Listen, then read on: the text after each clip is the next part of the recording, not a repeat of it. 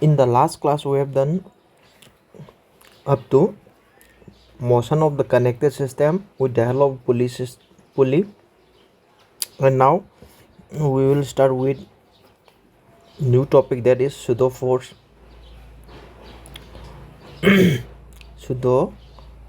Okay, so pseudo force will be discussed in non-inertial frame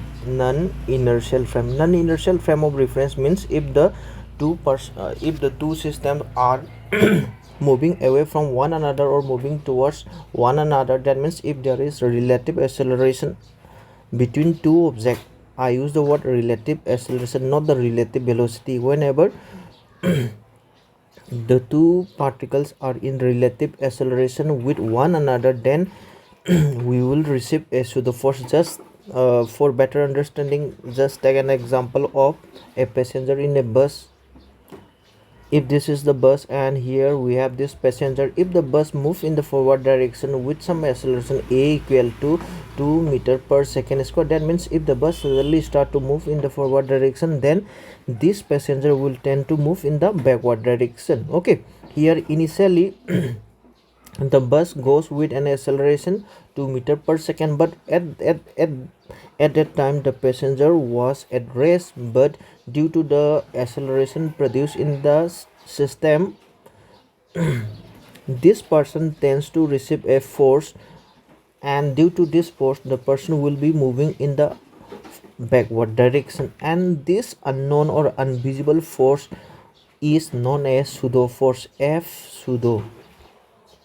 In biology also you may have studied about the pseudo means it is the false. Okay, pseudo means, what is the literal meaning of pseudo means it is false. Actually the bus is moving in the forward direction, but the person receive in what direction? Receive a force in the opposite direction. If we consider the mass of the person to be only 50 kg and the mass of the bus to be of 1000 kg, then what about the force that acts on the bus? The force that acts on the bus will be equal to how much? This will be 1000 into 2. We will be having 2000 newton of force. We require 2000 newton of force to produce an acceleration 2 meter per second square for the bus. But what about the passenger? The passenger has only 50 kg weight, and he will be experiencing an acceleration equal to mass into acceleration a. That means the acceleration will remain the same. Acceleration produced by the bus is 2 meter per second square, and this same acceleration will also be received by the passenger in the opposite direction. So if we find out the force of the man received by the man, then it will be equal to 50 into 2. This time we receive only 100 newton, and that means, what is the basic difference here? Even though the force that acts on the bus is in the right hand direction, and what about the force received by the person, and it is in the left hand direction. And what about the magnitude? Bus will have 2000 newton as the magnitude of the force. And what about the force experienced by the man? The force experienced by the man will be only 100 newton. There is difference in the magnitude of the force, but what about the direction are opposite to one another. So someone can ask like this: is it Newton's third law? Is it Newton's third law holds true in this case? No, Newton's third law clearly says that if this is a body, okay, there will be action and there will be reaction. Okay, this is body x, this is body y, and you should remember that action and reaction acts on different body. Okay, that means you may think that action and reaction are received by a single body, then it will be wrong. Action will be received by one body and reaction will be received by the another body. And what about the magnitude? If the action produced is 50 newton, then what about the reaction produced? The reaction produced must be also in the opposite direction, and it should have the same magnitude. But in this case, even though the force produced by the bus and the force experienced by the passenger are in opposite direction, but their magnitude are different. Therefore we can say that Newton's third law cannot be applied to our pseudo force concept. Okay, so that means basically whenever the system is under motion and the particle inside the system is at rest, at that time we will be having a pseudo force. Okay, and this pseudo force will be received only when there is acceleration means whenever there is sudden change in the speed of the bus or speed of the system. That means if the bus is driving with a uniform speed, let us suppose this is 40 kilometer per hour. When the bus is driving at this uniform speed, that means you will not be receiving any force backward or forward. You will be sitting normally in your seat. But whenever the bus apply brake, then you will move in which direction? You will move in the backward direction. And when the bus suddenly starts, you will tend to move in the forward direction. Okay, so we know that if the brake is applied, then you will move in which direction? If the brake is applied, then you will move in the forward direction. And if the bus is suddenly start, then you will move in the backward direction. This is the concept of pseudo force. Okay, so have I mentioned?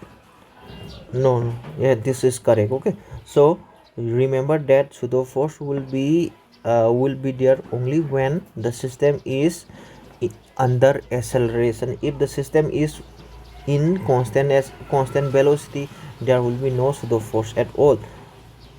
You will be sitting normally when the bus is driving at a constant speed. But if the speed suddenly changes, then you will have the tendency to move forward or backward according to the application of brake or accelerator. That's all. Okay, so let us see the basic of this pseudo force by taking an example of this wedge. Okay, wedge means it is a triangle shape object with an inclined plane. Okay, so if this mass m, okay, this mass m is placed on this inclined surface of the wedge, then what should be the acceleration of the wedge, and in which direction should we move the triangle shaped object so as to keep this block of mass m on inclined plane stationary? So if any object is lying on an inclined plane, it has a tendency to slide down. Okay, it will be in general case. Okay, in general case, this mass m will slide down this inclined plane. Okay, but if this system undergoes motion in which direction? In the direction of the inclined surface, then this block of mass m will remain stationary. It will not slide down. That is the condition. Okay, that is the condition we have to obtain here. And answer will be very easy. Answer will be option number D. Let me just give you the shortcut trick to solve this question.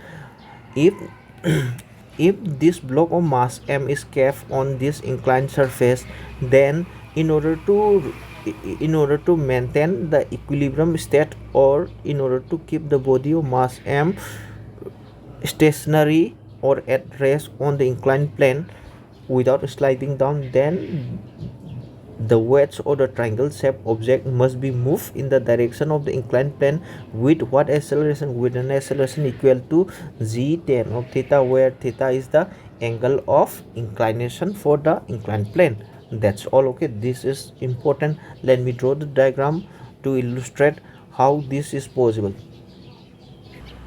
For any inclined plane, you have to remember this very important concept. If the angle of inclination is theta and we have an object over here, this is an object, let us put this as mass m, and what will be the direction of its weight? We know that weight will be acting vertically downward like this. This will be mg. Okay, and always remember that this mg will be resolved into two different direction or two different component. we know that if the two surface or if any two objects are in contact, then it will produce normal direction. So normal direction must be drawn perpendicular, okay, must be drawn perpendicular to the inclined surface. It will be like this. This is normal direction, and this normal direction will be drawn always perpendicular to the surface, whether it is inclined or plane surface, it doesn't matter, okay. So this angle should be always taken as theta. If you do not how do we obtain this angle theta, you just put it as theta, that's all, okay. So if the angle of inclination is theta, then the angle made by the weight along with its normal direction will be equal to angle theta, so that this mg can be resolved into two component. One component which is directly opposite to the normal direction, and its value will be equal to mg cos of theta. And we have already seen that if if if we have to take the resolved component along the direction with which it makes angle, then what will be the component factor? The component factor will be cos of theta. We will be having mg cos of theta. And what about the another component? Another component will be down this inclined plane, and it will be equal to mg sine of theta, okay. So we will be having mg sine theta. The weight mg is resolved into two components, mg cos of theta and mg sine of theta down mg sine of theta down this inclined plane. That's enough, okay. So we can ignore mg because mg has been already resolved into two components, mg sine theta. Always try to bring this body of mass m down this inclined plane. And what about your normal direction? Normal direction will be balanced by mg cos of theta. Mg cos theta, the component of the weight mg cos theta balances or cancel out the normal direction. Therefore the only unbalanced force that acts on this body which is placed on this inclined plane is mg sine theta, and this is responsible for sliding down, okay. And here we have to cancel out, we have to find another force that can nullify or that can cancel out mg sine theta, because due to the presence of this mg sine theta, this block of mass m slide down. But if we somehow manage to produce a force in the upward direction like this, okay, upward direction up the inclined plane, then this upward force or the force which acts up the inclined plane will cancel out mg sine theta. So we have to find out, or we have to search that force in order to keep this body of mass m over this inclined plane stationary. So this block is dragged with an acceleration a in the right hand direction. As a result, this block will receive a pseudo force in which direction? It will receive in the backward direction like this. Backward means in the left hand direction like this. And what will be the expression? The expression will be ma. Do you understand? We know that if the bus is accelerated with an acceleration 2 meter per second square, then the passenger will also receive an acceleration of the same amount. And here we have another angle over here. This is ma, okay. Ma is nothing but this is the pseudo force that is received by this body of mass m due to the motion of this whole object, motion of the system. This motion of the system produces a pseudo force ma in the opposite direction, and we can also now resolve this pseudo force into two components, okay. Here what will be the angle? Just 1 second. This is the inclined surface, okay. This is the inclined surface, and here we can take like this, so that this angle will be also equal to theta, because these two line, this line and this horizontal line are parallel to one another. If this is angle theta, then this will be also angle theta due to corresponding angle. If two lines are parallel, then this angle will be known as your corresponding angle. Okay, corresponding angle are equal in magnitude. So we resolve this pseudo force into two components, one along the inclined surface, that is ma cos of theta. Okay, ma cos of theta. And what about the another will be opposite to the Norman direction. It will be like this, and it will be plus ma. This plus simply denotes that there are two components that is opposite to the Norman direction. One component is produced by mg and another component is produced by the pseudo force, and the pseudo force comes out to be ma. This will be sine of theta. Okay, so we get the required condition. The required condition is that we have to somehow find out a force that acts up the inclined plane that can cancel out this mg sine theta. Okay, so we will be having the condition. What is the required condition? The required condition to keep this body of mass m stationary, and basically this body of mass m is being acted upon by three different force. What are the main force? The main force are mg, Norman direction r, and ma. What are the force that is being acted on this body of mass m? This body will be acted upon by its own weight mg, which will be due to gravity. And what about your Norman direction? Norman direction is produced by the surface. And what about ma? This ma is known as the pseudo force, and this is produced due to the motion of the whole system. Do you understand? And out of these three different forces, we resolve the weight mg into two components and pseudo force ma into two components, and we have this diagram like this. And we have already studied the equilibrium condition. And what does this equilibrium condition says? This is r, and it is mg cos of theta plus ma sine of theta. And what about the component up the inclined plane? Up the inclined plane is ma, and this is it sine or cos? It will be cos of theta. And what about down the inclined plane? Down the inclined plane will be mg sine of theta. And we do know that equilibrium is the condition when the body is being acted upon by multiple forces and still the body is at rest.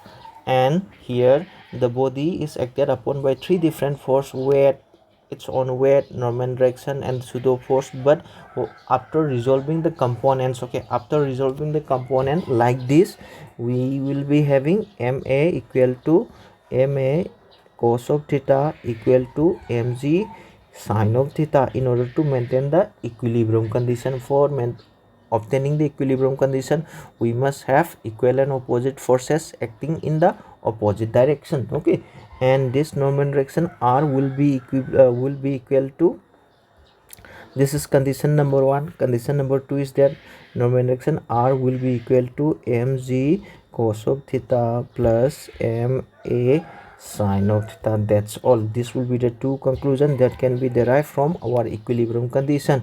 And we have to find out the acceleration so that this body is in equilibrium. So this m and the m get cancelled out, and we have this acceleration a is equal to g. If this cos theta is transferred on the another side, it will be g tan of theta. So remember this shortcut trick, that if the body is to be kept at equilibrium without sliding down, then the whole system must be under acceleration in the direction of the object. In the direction of the object means this is body of mass m.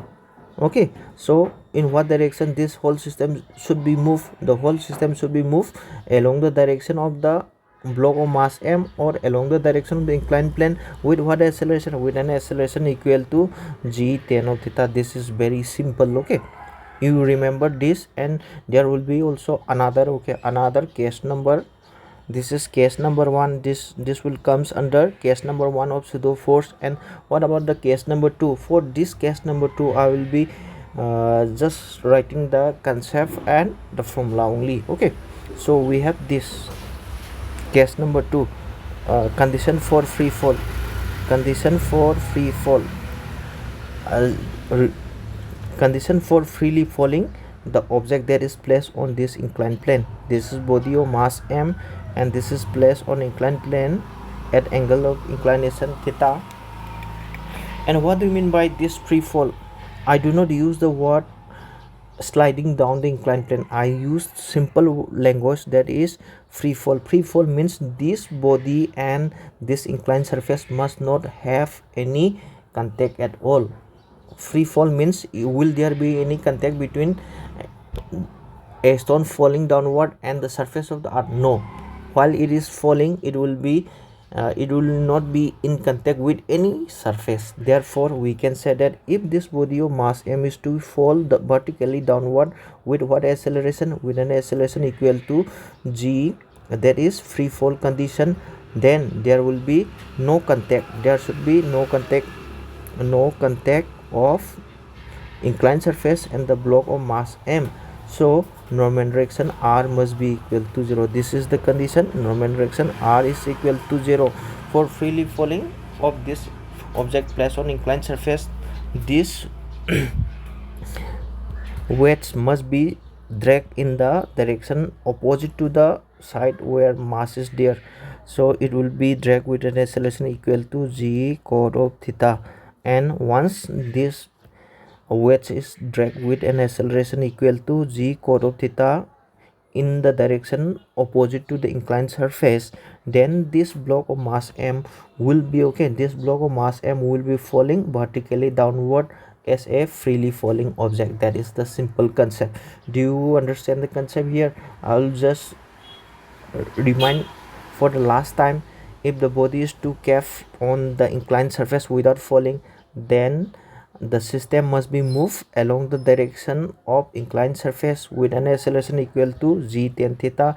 And if this mass m is to be dropped or to be fall vertically downward, then the whole system must be dragged in the opposite direction or opposite direction of the inclined surface, or opposite to the surface on which mass is kept, with what acceleration? With an acceleration equal to g cot of theta. That's all. This is the simple concept you have to remember. Okay, for keeping the body on inclined surface, we will be having the acceleration g tan of theta, and for dropping it, we must have the acceleration g cot of theta. That's all. Okay, now let us do another question. Let us do one last question based on this pseudo force.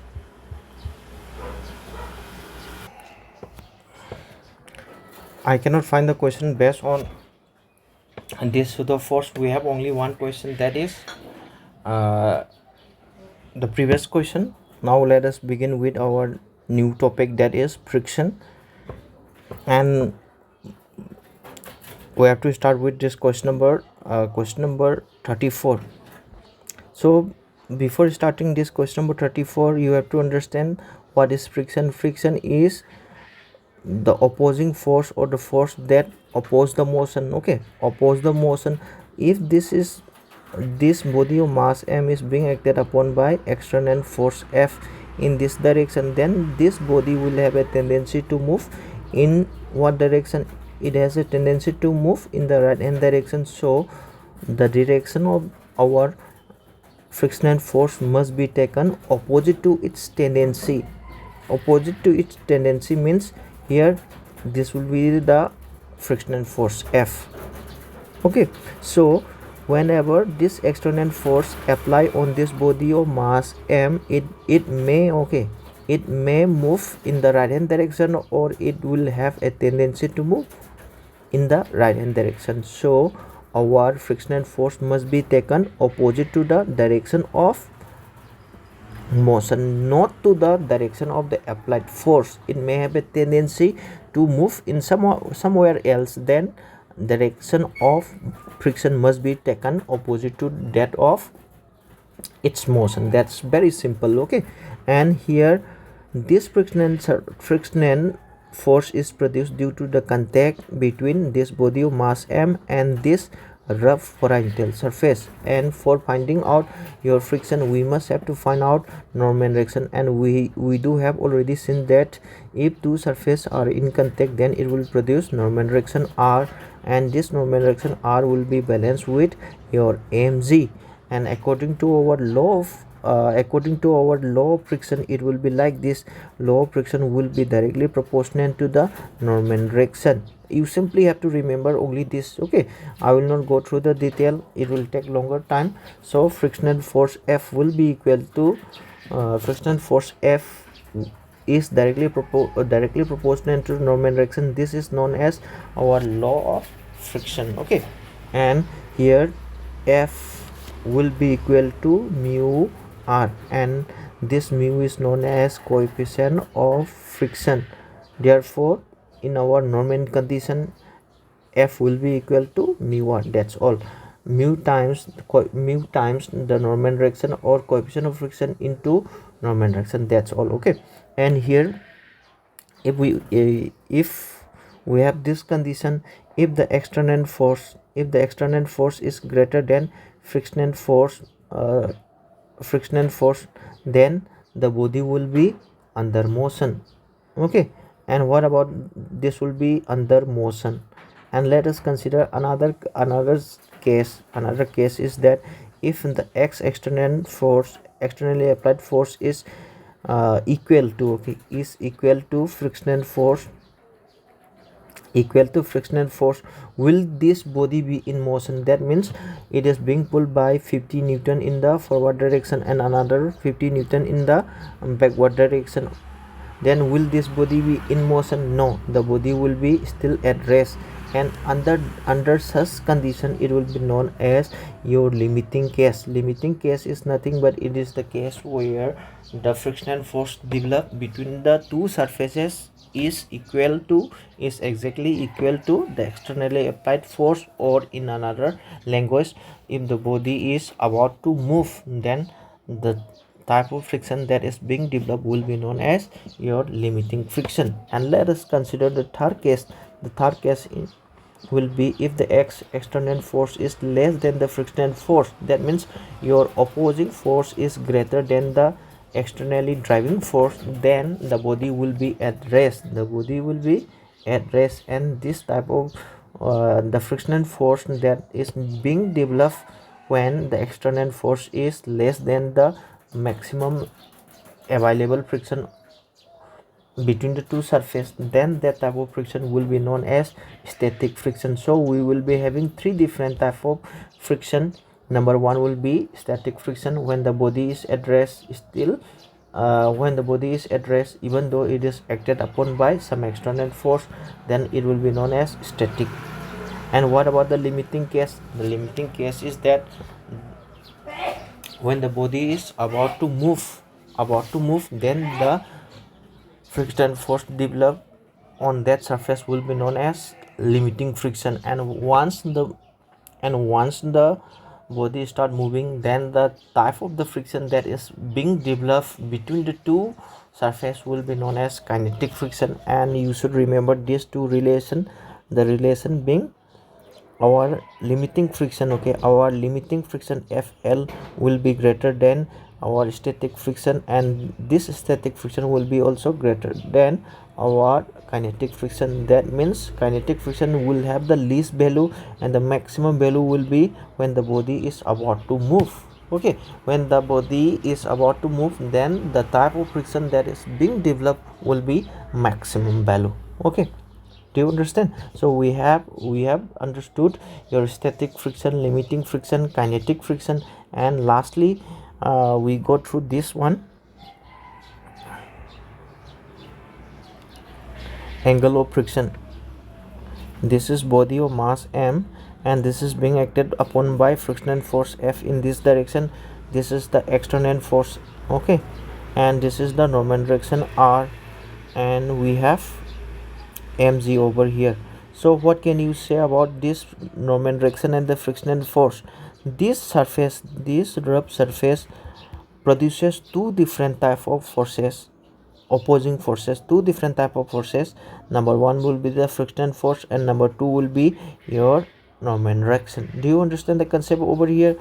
If the surface is only smooth, if the surface is smooth, then the surface will produce only normal direction, but if the surface is rough, it will produce frictional force in addition to the normal direction. As a result, we can find out the resultant between this frictional force F and the normal direction, because these two forces are produced by the same surface, and these are the two vectors acting perpendicular to one another. Therefore, we will be having the resultant F resultant. This will be known as resultant frictional force produced by the surface. So if someone asks you how to find out or what is resultant frictional force, the resultant frictional force is nothing but it is the resultant between the two forces produced by the rough surface, one normal direction and another is frictional force, and the angle between this resultant frictional force and normal direction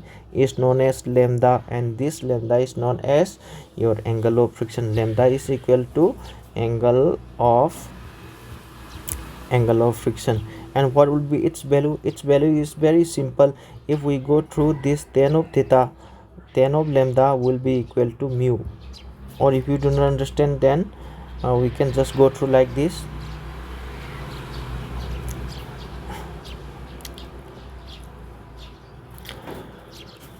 What will be the value of these two vector, a vector and b vector? They are perpendicular to one another. Then what will be the resultant? Resultant is very simple.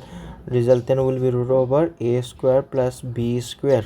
Okay, just like that, we will be having f resultant will be equal to root over, this is f square plus this is r square, and after simplification we will be having root over mu square r square plus r square, and we do take out r square common and it will be root over mu square plus 1. So we understood what is resultant frictional force, and the relation between this resultant frictional force with coefficient of friction is given by this relation. And we will be having like this, and this will be our, let me draw the new diagram, and this is normal direction R, this is frictional force F, and what will be this? The resultant frictional force will be over here, and we can complete this by taking this frictional force over here.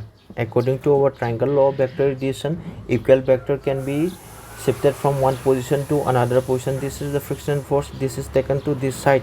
Okay, so this will be friction force F, and this is normal direction R, and they are taken in the same order, so the third side will be in the opposite sense, and this will give you the resultant. And this is angle lambda, and we know that tan of lambda will be equal to, very simple, this is perpendicular by base, perpendicular is F divided by R, and we do know that F divided by R will be equal to mu from the from your law of friction, that is F is equal to mu R. Okay, so it will be mu equal to how much? Mu equal to F divided by R. This will be our formula. Okay, do you understand up to here? So let me stop here recording. I will stop the recording here because it will take very long time to explain all this concept.